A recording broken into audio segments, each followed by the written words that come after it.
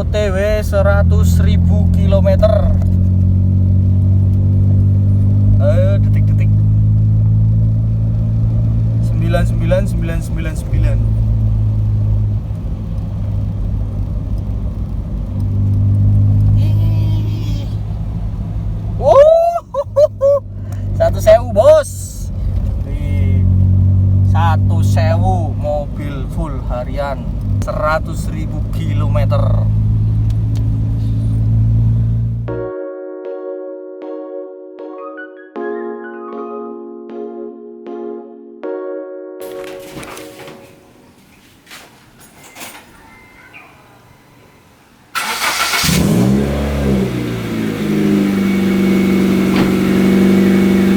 Oke, jadi untuk hari ini sambil manasi aja ya, manasi si Brio. Tapi kita nggak keluar kemana-mana.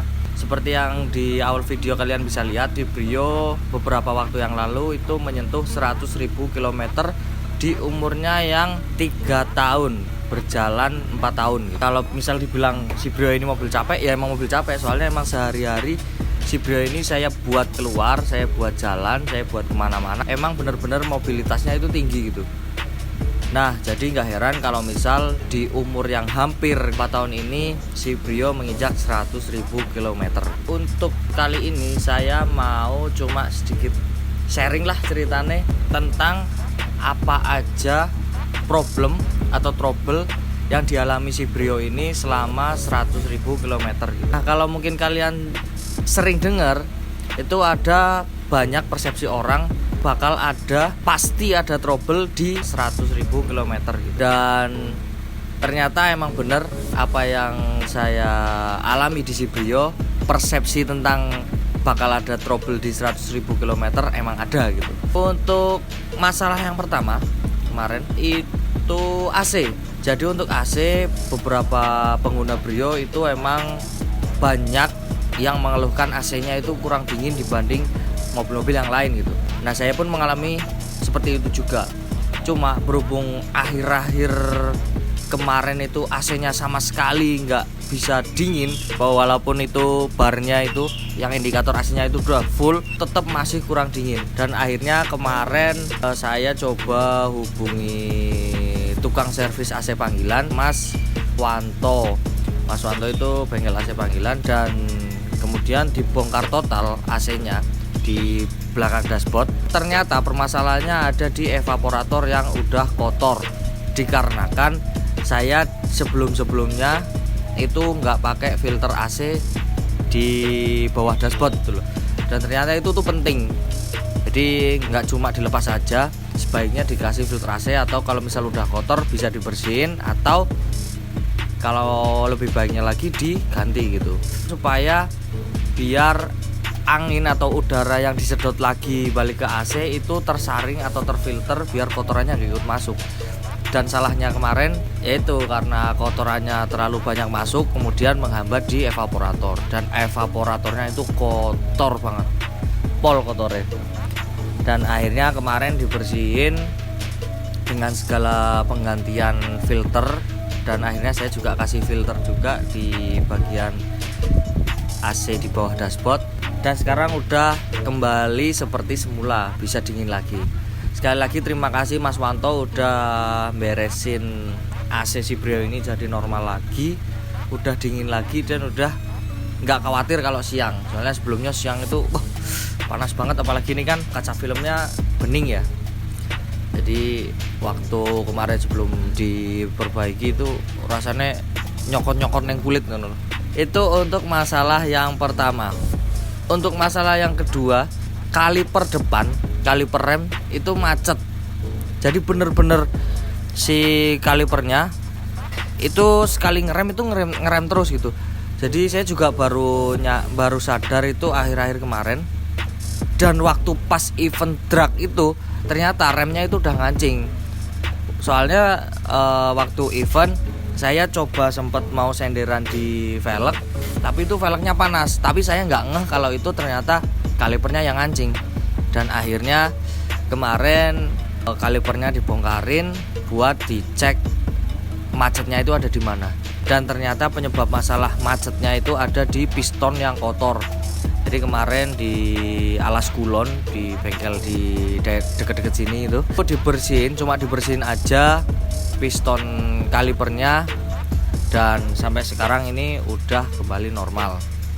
Terima kasih Alas Kulon udah benerin rem si Brio ini jadi normal kembali. Terus kemudian masalah ketiga.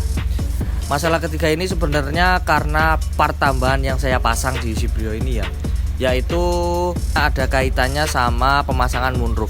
Jadi buat kalian yang belum tahu, si Brio ini karena udah saya pasangi moonroof, jadi otomatis atapnya itu mau nggak mau harus dilubangin buat dipasang moonroofnya. Dan otomatis buat lubang buatan yang udah dibikin itu buat finishingnya kan itu didempul ya, buat dicat ulang. Nah dempulnya itu retak-retak dan bahkan ada yang sampai ngangkat gitu. Sebenarnya untuk kinerja moonroofnya itu nggak ada pengaruhnya sama sekali sama retak-retak itu.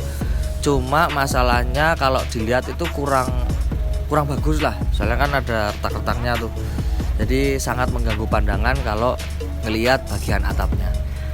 Dan yang akhirnya kemarin saya beresin penyakit retak-retak itu di Mas Yunus atau You Custom, itu langganan saya banget, langganan saya dari dulu, yang bisa kilat paket kilat itu, jadi sehari jadi.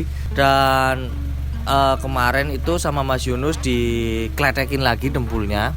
Jadi dempul yang bawaan pemasangan moonroof itu dikletekin, dilepasin, terus kemudian digerinda lagi biar permukaannya kasar, terus kemudian didempul ulang dan kemudian dicat warna putih. Untuk atap udah kembali seperti semula lagi, udah mulus lagi, nggak ada retak-retak, nggak ada dempul yang angkat, dan nggak ada cat yang ngelupas gitu. Terima kasih buat Mas Yunus yang udah ngembaliin atap si Brio seperti semula, udah mulus lagi, udah enak dilihat lagi. Dan kurang lebih untuk permasalahan di 100.000 km ini cuma itu ya. Saya berharapnya juga nggak lebih dari itu. Untuk bagian mesin, bagian kaki-kaki itu sama sekali nggak ada kendala, alhamdulillah. Selama ini saya pakai nggak pernah rewel di bagian itu atau di sektor itu. Soalnya bagian mesin dan kaki-kaki kan kalau menurut saya itu yang paling penting buat mobil yang full harian juga, atau mobil tempur lah bisa dibilang. Dan overall saya pakai Brio di hampir 4 tahun ini, untuk mobilitas yang tinggi buat sehari-hari itu sangat membantu dengan konsumsi BBM-nya yang irit. Sekarang ini masih irit banget buat pemakaian full sehari-hari ya. Kalau misal kita bilang rata-rata itu, kalau pemakaian standar saya itu perharinya kurang lebih sekitar 50.000. Itu udah muter-muter Jogja, udah apa ya, keseharian saya itu udah mencukupi semua gitu untuk 50.000 itu. Terus kemudian pajaknya yang murah, karena kan emang Brio ini masuknya LCGC, yang katanya kalau LCGC itu pajaknya dibantu pemerintah gitu. Jadi lebih murah dibanding mobil-mobil yang lain gitu, atau mobil-mobil konvensional gitu. Dan juga Brio ini untuk part-partnya bisa dibilang terjangkau ya. Ya masih sangat cukup buat kendaraan tempur sehari-hari gitu. Yo wes, mungkin segini dulu video kali ini dari saya. Terima kasih bagi kalian yang udah nonton. Kalau kalian suka video ini jangan lupa tekan jempol ke atas. Kalau ada yang perlu ditanyakan silahkan komen di bawah. Dan kalau kalian cocok dengan konten-konten yang saya buat, kalian bisa subscribe channel saya. Oke, sampai ketemu di video berikutnya. Kim Ngecuprus and see ya.